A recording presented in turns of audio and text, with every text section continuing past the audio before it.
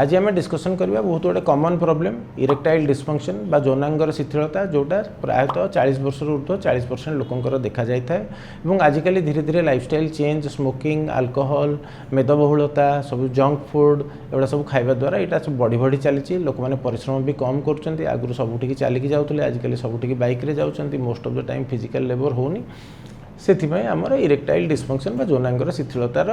हार धीरे धीरे बढ़ी बढ़ी चली तो नॉर्मली आप यौनांगर शिथिलता जार थाए तार तो डिसएडवांटेज तो अच्छी तार पारिवारिक प्रॉब्लम तार सामाजिक प्रॉब्लम से डिप्रेस्ड रही सब जिनस तार तो प्रॉब्लम हम ही हम ता संगे तार बेसिकली जानी रखा उचित जे जो माने से जो पेशेंट जार इरेक्टाइल डिस्फंक्शन है से 4 गुणा अधिका प्रॉब्लम तार हार्ट डिजीज हबार